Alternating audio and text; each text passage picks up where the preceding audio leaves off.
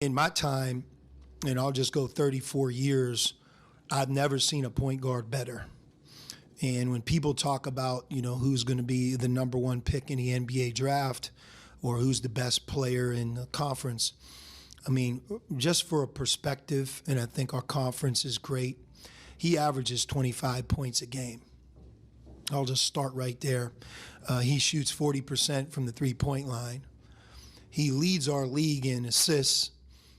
I think he's the first player since Pete Maravich who's led our league in both points and assists. If you look at Arkansas as a team, the best thing they do is they never turn the ball over, and that's because he has the ball in his hands 80% of the time. Yo, what's good, YouTube? It's your boy AJ. I'm here with Cypher. Make sure you hit that like button, subscribe, follow us on Instagram at NetsKingdom1. So, we're here to talk about the hottest college basketball player in the tournament in CBB. You probably see him on Twitter, you see him on Instagram, you see him all over. They call him the new Iverson, Darius Acuff Jr. Man, what a season at Arkansas, bro. Real quick. So, season averages, I think he was at 23 PPG. You have a season averages, Kasai? 23 points per game. What I have is 6.5 assists, 3 rebounds, 48% from the field, 44% from three, and 80% from the foul line. AP All-American first team as a freshman, elite production, high usage guard, real playmaking chops. Now, people are saying, is he top 3? Is he top 1? Top 2? My first impression with Darius Acuff, we'll do this before we get into the tournament and his role in translation in the NBA. My first impression of Darius was like, I knew he was tough. I think like throughout the year, I was just Mikael Brown Jr. focused. I was like, this is the guard. If we drop to 5, it's Mikael Brown Jr. Kingston dropped, Kingston. Even though he's like the midi defensive 6'4" tall guard, I was like, those are the two guys I'm focused on. But Darius was always like in the back of my mind, and he was outstanding. But then I'm always like, damn, he's 6'1". But then as the season went on and on and on, it's just the production was, you can't ignore it. The man was just he's averaging 23, 7 assists, 3 on elite efficient splits every single game. And it's just like he won the SEC tournament. Get to the tournament, he starts cooking, and I'm like, nah, this man cannot be stopped. It's like he can't be stopped. I thought he was gonna like taper off eventually, but it's like every time you watch Darius Acuff Jr., it's like, can they stop him? And then they can't stop him. So like, what was your like? What has your impression been of Darius throughout the year? Like, have you like always been high on him, or you just stayed? You just recently just found out like, damn, he might be really like that. So the thing with him is that, Mhm. and look, I always respected the skill. Yeah, Like he's a very skilled guard, might be the most skilled guard in the draft, frankly. yeah, And he has to be because I believe they have him listed at 6'3". yeah. I He's don't not think he's that. 6'3". He's not 6'3". Yeah. Well, Yeah, maybe he's 6'3" with shoes. I Like hope I don't know. so. I hope he Yeah, is. yeah, 6'3" with shoes. I think he's really 6'1", maybe 6'2" barefoot. Yeah, The thing with Acuff is that I went into this draft with the mentality of we need to get the guy, the yeah, number one option. yeah, And okay, I think he'd be the lead guard on a contender.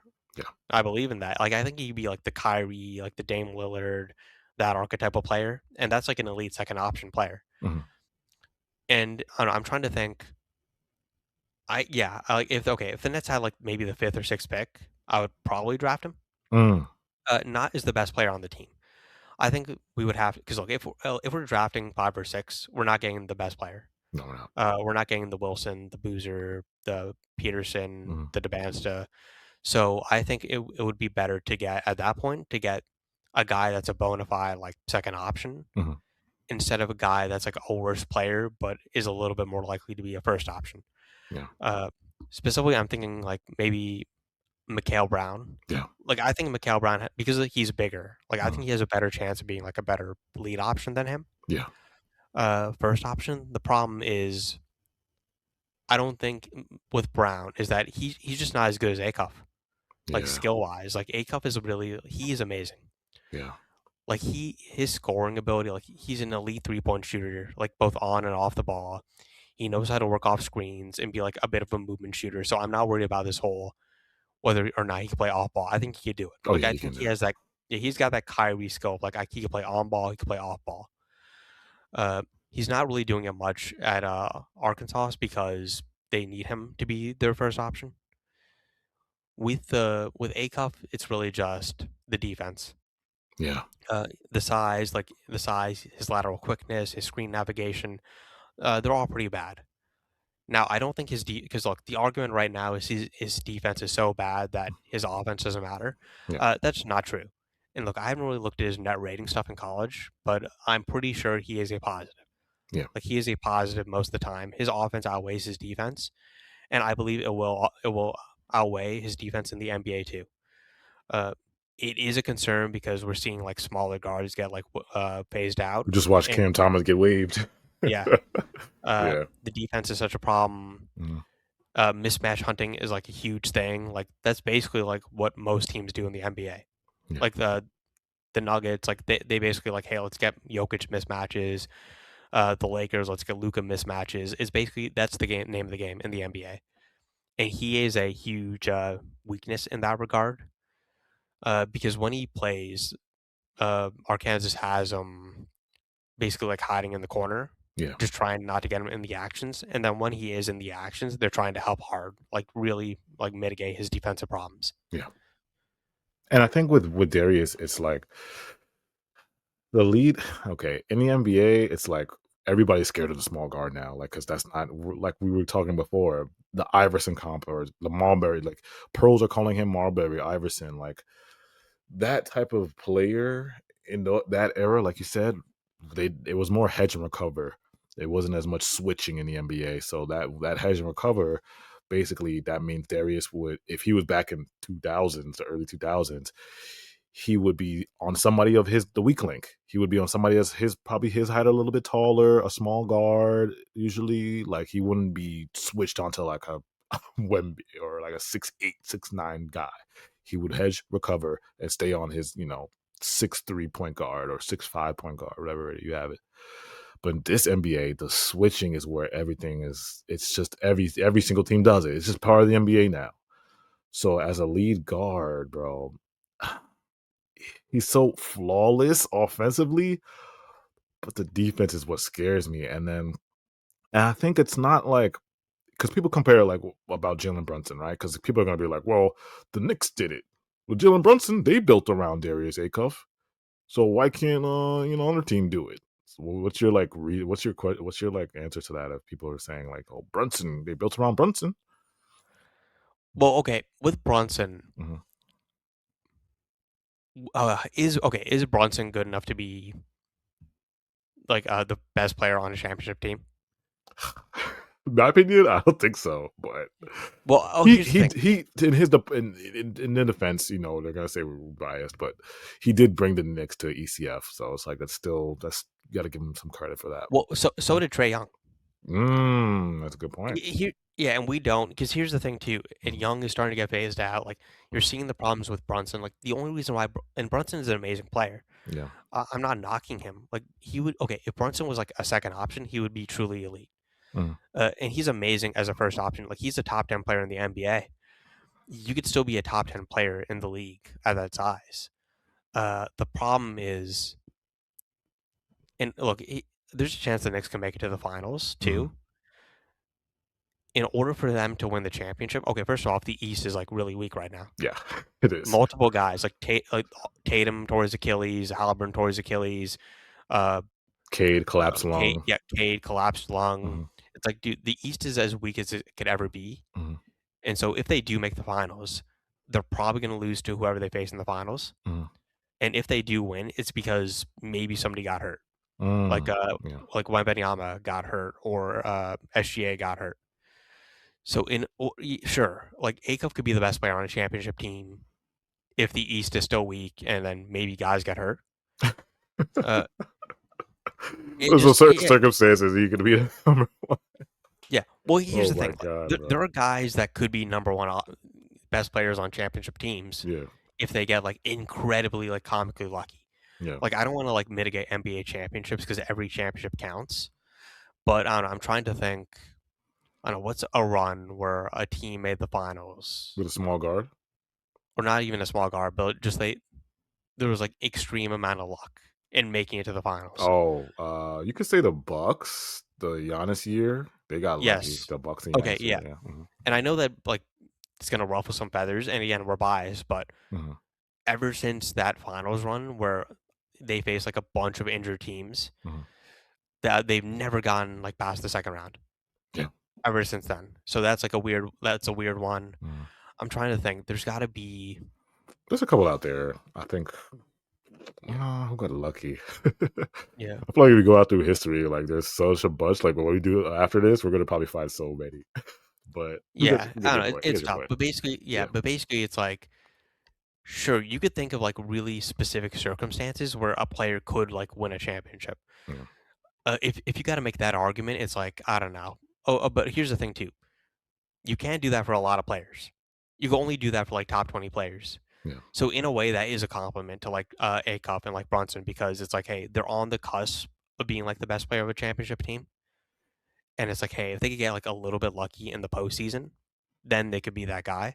Yeah. I don't want to draft a player under the assumption of oh, we might get lucky in the playoffs and then we could win the championship. Mhm. Yeah, and look with Acuff, if you're drafting him, it's because you want like an elite second option, and then you'll figure out who's the first option later. Yeah. Like if we draft a cup, it's like, hey, he's the second option. Then like 2 years, we're gonna trade for Anthony Edwards or whoever's available that we think could be the first option. Yeah. You gotta build. You gotta pair him quickly with it because, like I said, we're not in 2000s where he's. I love Iverson to death, but we're not in that era no more. Now, Okay, yeah, yeah. that's the thing too. Uh, like Iverson to win the championship, Mhm, but he's a great example because that finals run, while that was like elite, mhm, man, he got kind of lucky yeah. in the playoffs because it's like there was some weird officiating with the Bucks in I think the conference finals that year. In the semifinals, like the Raptors, like Vince Carter had like a whole thing where Yeah. he like didn't fully show up to Game 7 because he had like a prior obligation that I don't want to get into. Mm, But he it's just that Sixers team got like insanely lucky, and then they made the finals, and they took a game off the Kobe Shaq Lakers. yeah. But let's just say Shaq like got hurt that playoff series. I think yeah, then the Sixers might have won. Yeah. That would have been like that's like the example of like hey they got that far, and if they got a little bit lucky, Iverson would have won a championship. Yeah. Now Darius Acuff in the tournament is averaging 37 assists, 45 from the field, 48 from three, 87 from the foul line. His 3 games of 30 plus points in tournament play is the most ever by a freshman. So he's breaking records, man. We talked about a little bit about his defense, which is like what most scouts or GMs are afraid of. But today we got some news from NBA Central that I think the Kings, there's a Kings insider that said Darius. Oh, here, anonymous GM has AJ Debanso ranked number 1, Caleb number 2, and Darius number 3 on his draft board. Real quick on Acuff, I had one GM tell me today he's moved into the top 3. Peterson might be going back down a little bit. He saw AJ as number 1, Wilson number 2, and then here the Kings have Darius Acuff pretty darn high on their draft board per Matt George SAC. So do you think this is just draft talk, or do you think some GMs are really considering this guy top 3? Because like in my opinion, I could not draft Darius, and I love Darius Acuff. Don't get me wrong, he's one of my favorite players, but I cannot draft him over my big 4. I'm sorry, I'm not drafting. I'm not doing it. I'm not doing it. With yeah, he's not. Yeah, I don't know who being honest GM is. yeah, But he's just not the first option. Like he can't be the best. Okay, he'd be a lead guard. He just can't be the best player on the team yeah, because of the defensive limitations, because of the size. It's just he can't. He's not that player. Like yeah, and look, if he does, like if he exceeds expectations, like credit to him. But to me, like I would not take him in the top 4. yeah, Like to me, I would take him 5. Like I think I'd be comfortable taking him at a 5. But yeah, no, there are like 4 other players that have like legit superstar potential. yeah, There are like these bigger 6'6" or taller players that could theoretically get into the paint, collapse the defense, play make, defend, and like just this versatile like modern players. yeah. And Acuff, like he's a great player. I really like him. I think he gets overhated by some like parts of the draft community. Mhm. And I think he could figure out the defense if he learns how to get better at like screen navigation. Yeah. But the problem is, it's like he's never going to be like a great defender in the NBA, Mhm. and so it just I don't know. It just I would not take him top 3, top 4. Like to me, he's like fifth is like his ceiling. Yeah. Last question before we get out of here with Darius Acuff, bro. What is your like? I know people are already saying Iverson Marbury, but can you give me like what do you think his current comp is? If you were to comp to anybody in the NBA right now, like who's playing, who do you think his comp is like closest comparison to Brunson or Lillard? Lillard? Okay. I like Yeah, Lillard. I like Lillard. But Lillard, I feel like Lillard, they're probably the same around height. You know, those guys are all yeah, probably the same height. Lillard, Brunson, and Acuff. yeah. Kyrie, like Kyrie. I was gonna say like Kyrie because like, but I don't know. He doesn't have like I the feel same like like when he hand. doesn't really like when you watch him play, he doesn't do like a tween. Like he has a bag, but he gets to the rim fast. Like I think he just has a crazy explosive first step, so he doesn't really Yeah, need to like it almost looks like you. Yeah, tween hezzy. He doesn't need to do all that stuff. it almost looks like he's doing like straight line drives, Yeah, even it's weird. though he's not doing straight line drives. Like he makes it look easy. Yeah. Like that's how good he is. Like he had this play in the High Point game where he just drove to the rim, Mhm. switched hands, like and did like a left layup off like the other side, and I'm like, and the guys, the announcers are like, man, he makes it look easy, but let me tell you, that's not easy. That's not. And he's Yeah, doing it on like 6'10" guy, like 6'11" guy. yeah. He's And by the just way, the paint was like there were like 3 people in the paint, and he still like did it. if he's doing this with college spacing where everybody's just in the paint, it's just Yeah, imagine with NBA spacing. And the thing I like about Darius too is like he's like 200 pounds. He's a big guy. Like he's got some weight, he's he, got some muscle to he's him. built like a football player, low key. Like he's like got some like huskiness to him. So he's not gonna get like his finishing, like he can absorb the exact content. 'Cause I think he's more husky on that husky side, bro. But he's still fast, which is crazy. Yeah, with him, I don't know, Mhm, and that's the thing too with the defense because look, he's not a good defender. mhm. Uh, I don't think he got cooked by Martin, the high point guard. Yeah. But here's the thing too, it wasn't all. I think Martin had 30 points that game. Not all of them were like A Cup's fault. Yeah. Like nobody, I don't know, those guys like those lightning fast, like smaller point guards in college, like they're super hard to guard by like Yeah. anyone. No one's really guarding those guys. Yeah, Yeah. yeah. They So I'm not like fully blaming him for that. mhm. Uh, he was still bad because here's the thing: he gets killed on screens. Like he needs to get better at fighting screens. Yeah. Uh, and he needs to stop going like over screens all the time because he has a tendency to go over and just chase the ball handler. Mhm. He needs to like fight through it or just go under Yeah. and get the contest because that's just not working. And look, you could teach that. You could teach screen navigation in Yeah, the you can. NBA. Mhm. Yeah, and here's the thing too. Like you were saying, like he's built. Mhm. Like some of these smaller guards, like the Lou Dorts, the Kaysons, Mhm. like those guys are like pretty built. Like linebackers, Yeah. where and that's how they succeed on defense. Like he's already got like the physical strength because he's a strong guard. He's He got is. strength. Yeah. Like you could teach him how to do that on defense. Now it requires like the right development. It's going to take like multiple years for him to get to that level, but I don't know. I don't think his physical tools are like so bad to where he's always going to be like a terrible defender. Yeah. Like I think he could have like some positive traits where he could figure out on the NBA level. Yeah. Because I think on NBA level, you got to scheme him up. The defense has got to be schemed up. Kind of like how when we had Kyrie, it was like whenever like there would be switches and they would try to mismatch He on. would fight. He would fight on those You would screens. fight, or or the big man would be like, "Yo, switch out," and then it'll be a quick like Nick would come up and guard who Kyrie was switched on to. Kyrie would go to the corner and find whoever the smallest guy is. Like you have to be aware of the mismatch hunt and call those out, scheme up the defense because like just protect him because like that's what's going to happen in the NBA at this level. So Yeah, and I'm really interested to see what he does at the combine, like height wise, mm, because I believe 2 years ago, I don't know what it was like some event or something, but he was measured as like 6'1", mhm, barefoot with like a 6'4", 6'5" wingspans. And this was like 2 years ago when he was like 16, 17 years old. mhm.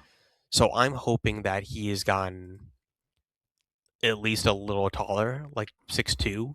He's still what, 6, 18, 19? So hopefully he yeah, grows, grows a little. At least give me another inch, right? Yeah, at least yeah, give me a 1 more inch or something like that.